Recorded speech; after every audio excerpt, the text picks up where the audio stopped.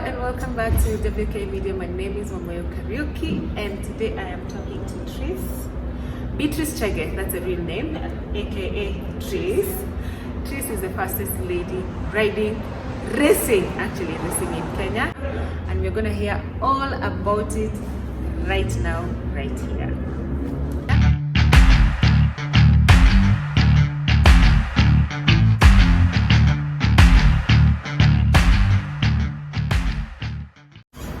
So Trice, thank you so much for coming to my show. Welcome. Thank you for inviting me. I really want to hear everything about your riding and racing. So let's start here. Okay.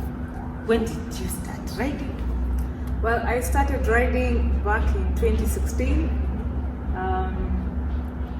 So I've been riding for 4 years. Only 4 years? Yeah. And you're doing the speeds on the track? I've been riding for 5 years and I cannot even match your street speed, leave alone the track. So how did you get into racing? Last year, during the last race of the year, 2019, I was riding a CF motor to 50 NK. So I decided to sponsor one of my friends called Evans to race on my bike. So at least I was called a sponsor. It felt nice. Oh yes. Yeah. And he had a bit of issues here and there, and he didn't emerge, top. Yeah.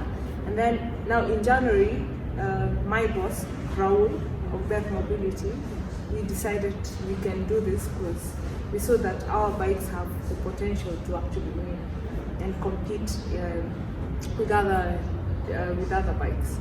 So of course he had to call everyone who he thinks can race. So it's just there. Trice, do you know you can race? Like, Raul, I am just. We just live my normal life. I'll just watch races. I enjoy seeing people racing each other. But no, not really. I want to. And he convinced me, and then he told me the benefits of me being on the track and how it's gonna help me with so many other things. And I was like, yeah, okay, cool. Let's do this. So first, let me hear what in everything that Raul said to you. Yeah. Which part convinced you? Because I am so sure it's not everything that sounded yes. Yeah. But which one ticked the most or ticked the right box? Do you really want to know that? Yes, I do. You want to really believe that? I was like, no. Then this is the only way to prove it. Imagine. And that just got me fired up. I was like, God damn, I'm gonna do this. He told me, but first you have to lose weight. Wow. Oh my okay. God. Hey, that was tough. So I started having this not healthy way of losing weight. I wasn't eating and then walking, not eating and then walking. Then drastically in 2 weeks I lost 10 kgs. I became small. Now Raul became happy, and I was also feeling good about myself. So yeah. And then COVID happened. We didn't make it to our first race because of the, it was supposed to be that weekend, and then on Friday the corona is in Kenya, so everything is cancelled. Everything gets cancelled and the calendar is thrown out of the window. Yeah. I actually thought, oh, okay, at least I wouldn't have to race. So I felt happy a bit. And I started adding weight now. Again. Now there's no race, so you can as well eat. Yeah. Let's talk about the bike that you ride. Yeah. You've already said that you gave it to someone else and they didn't perform very well. Yeah. So is it the same bike you took back to the track or have you changed? No, we haven't. The thing is, when I gave my bike, the guy had not done practice. He hasn't been on the track. So he really didn't know about lines, he didn't know about anything. Racing, nothing. So it's the same bike that we race with now, the safe motor to 15 kg. And it got 2 podiums, first and second. And that's very interesting because the podium is always anywhere, here and outside Kenya. is dominated by the Kawasaki's, and the holders, like the big brands is what you hear about. Yeah. How has it been, you putting a new brand on the track list and putting it right here, not where we hear about? You know, this is the main thing abroad. Any new brand that gets to the track list is tested outside there in the Western world. Yeah. But you're doing it here in Kenya, in Africa. How does it feel for you? Well, first we did not doubt our bikes because when we started the company, we wanted a bike that people would afford and it would actually compete with the Japanese, the good brands. So we really did our research when it came to us actually starting the dealership, because they really invested a lot of money and you wouldn't want just to you know, it will just take 2 years for people to realize that what you're selling is not good enough. And now when you settle for CF Moto and Zontes and see, those are like the best brands, and you are 100% sure we will win. How many did you take to the track? How many CF Motors? Actually, how many brands from Beth Mobility were on the track? First, we have the biggest racing team, like we are 9, and all of them, they have bikes. Yeah. So we had 3 CF Motors and how many Zontes? Like 4 or 5 Zontes, and then we had an Iron Horse, a new brand that is coming up. Okay. Yeah. So the Iron Horse actually performed. It was doing very good timings, and then the guy had an accident and he couldn't finish the race. Okay. Yeah. Yeah. These are the bikes that we have. 250. We are interested in racing in the 250 and the Sport 100 and the Sport 200 category because that's where the fun is. Let's go back to your training. Beginning of the year, you get challenged, and you take the challenge. Yeah. Then before the first quarter of the year is over, the pandemic happens. Yes.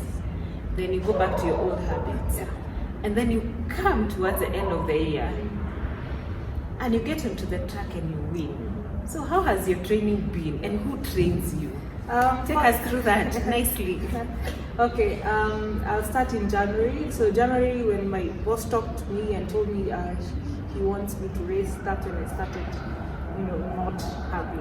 I was just taking coffee in the morning, and then the whole day I'm just there alone. I can't, but I'm losing weight, so it feels good that I'm actually losing weight. Yeah. And then August is when now the race is resumed, and Raul told me now you have 45 days, you have to lose weight, or you won't race. And that idea of me not racing now I'm gotten so into it, and I can't stay without.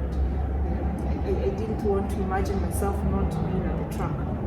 Although we've been practicing since March till the first race, we've been doing practice at least once a month. Yeah, and I am so happy to have some awesome teammates. You can see competition is all over. In fact, we compete amongst ourselves. Like, you would even think we are not in the same team. Who will lose the most weight? Who will make the best timings? Who will fall that day?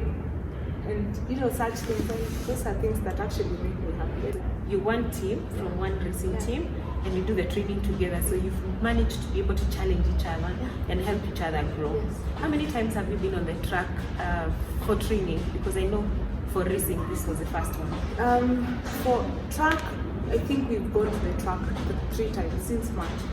So that day where the race was cancelled, but everyone had, you see, if you cancel the race 2 days before, everyone had planned Sunday I'll be on the track. Yeah. That was the first time.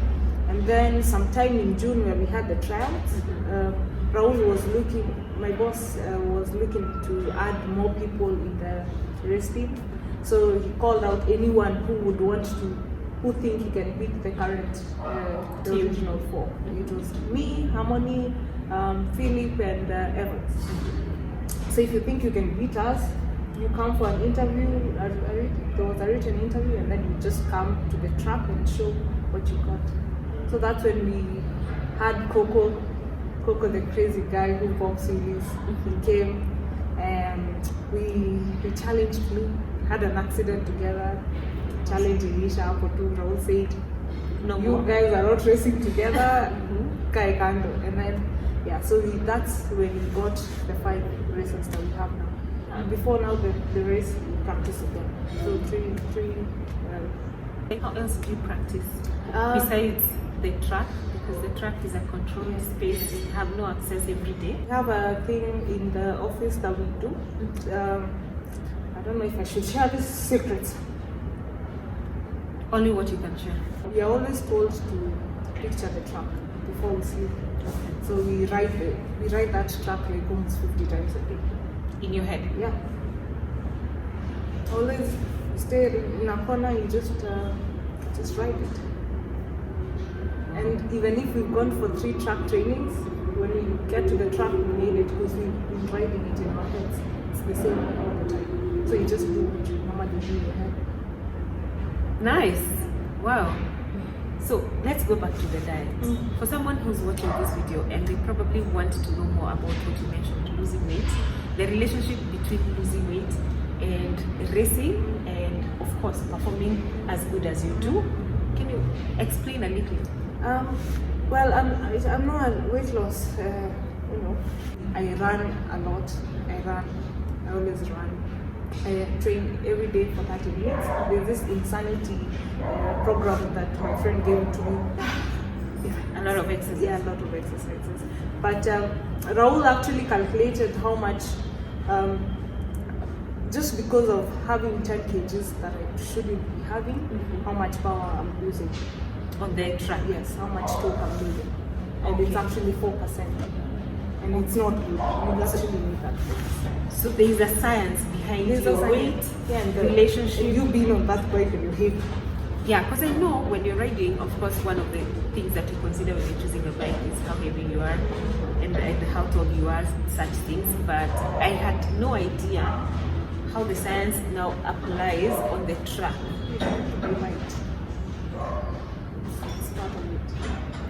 Otherwise, it's like you're carrying a pillion and you expect to gas out of that hill with the speed that your competitor is doing, and it's like half your weight. So if you're thinking of joining the race and being on the track, you need to cut down on those extra weight. If you want to win. If you want to win. If you want to sukuma the rest or push the rest or give them company in the track, then you can stay chubby like me. And then another thing, you have to have guts, because people are rough out there. So here comes my review. I watched you on your first race. I was so amazed and jazzed. Like, you really, really go for it. I love the way you corner. I love the way you defend your position. I think that's what just made it. And everybody who came across me, who was talking to me, I was telling them that now, 2 people you need to watch: Evans as a boy and Tris. I don't think anybody who's been on that podium before you is going to enjoy the first position any longer. I don't think so. So to me, you're the first. What's your plan going forward now that the century of 2020 is coming to an end? And we hope that the pandemic will not affect 2021 and the calendar will be better and will happen, everything will happen. What's your plan? Well, first, we are planning to get to more races. At some point, I'm going to switch classes. I'm not going to be at Sport 200 forever. I want to be the champ all through. So I might change classes, maybe go to Sport 100. And if there's a bike available, I go to the Sport 400. Just racing through all the classes. I want to be fast and highly skilled, so that I train my students like me. I want them to be badass. Yeah, so that's why we are doing more of this, and I'm hoping to sell more bikes, because now it's now true that we can actually beat the Japanese. Yes. Yeah, so maybe sell more bikes. Yeah, and even if you don't want to race, that's how she funds her racing. So make sure you buy the bikes. Yes. Yeah. So that marketing, winning more races and training more people, especially women, because I know women have that, you know, competitiveness inside, Yes. but they don't show it. They don't show But it. if you just get the right flag, oh my god. Yeah. I It's a always little push. Yes. They will show you amazing things. I had a student once and he was like, you know what, Tris, would train me because I'm gonna beat you. I'm like, that's excellent. Yes. Yeah, I'm so excited that she wants to beat me. And then you're gonna be having more races who are women and we dominate that podium. How many international races are you looking at in the next 3 years, maybe? Trust me, I haven't even thought that far. I'll just race locally. And then if I get a chance that someone thinks I'm badass, then you go for it. Okay, I'm the first one here. I think you're badass. I think you should represent us out there. Kenyan flag need to be out there for all the good reasons. So the final one, I know everybody watching this video up to here, they want to know, what does Tris do? Just tell yourself. Well, I eat, sleep, wake up, shower, motorcycles. I have a motorcycle riding school. I teach people at the track and also at the field. And also I sell bikes. I sell gear. I actually do everything that has to do with bikes. Honestly. So she's the best plug-in for anything motorcycle. Yeah, so once you walk into Beth Mobility and meet Tris, she will dress you the right gear, she'll get your motorcycle, and you will ride out of here. Walk in and ride out. I think that's it, yeah? Yes. And if you come before you even know how to ride, then she will start by training you. So she can do everything. So thank you so much, Tris, for coming to my show. Thank you so much. Keep riding hard. Raul said you're a little crazy, and I said you're a sweet crazy. So keep both, keep shining. Yeah, we can't wait to see the flag taken out there by more women like you, embracing. Yes. You're also a badass. I tried to. You are. Oh my god. You know, I picture me going to Kilifi, I'm like, shit, all those flags. And it's like, I calculate the journey, but hey. So now the same way you calculate the track in your head, do the journey in your head in the safe way. Not with the fearful way. Not the scary way, not the fearful way. I imagine now I've gotten to Tanzania. Imagine the safe one. Yes. Safe ride to Kilifi. It's gonna happen. Oh, okay. Yeah. And keep inspiring all the girls out there. You'll be surprised, they watch you. Yeah, I'm hoping that they will come to the track, but they don't be afraid. You just start. I remember the first time I got on my bike, I was just shaking. I was shaking. And every time I want to go from maybe Thika Road to town or somewhere, I used to call everyone. What time are you going to Resambo, or what time are you going to town, so that we go together? I cannot. And then you have this fear of seeing all the matatus crisscrossing the road. Yes. And even Ubers. Everything is just chaotic. Yeah. The driving culture in this country is not the best. But if you practice safe riding by yourself and assume that everybody else on the road is insane and you're the only sane person, you will make it. You'll be fine. Thanks guys for watching. If you've come this far and you've never subscribed to this channel, please remember to do so. Keep it here for more of such beautiful conversation with beautiful people in the motorcycle industry. This is Wamoyo saying goodbye. Ciao, ciao.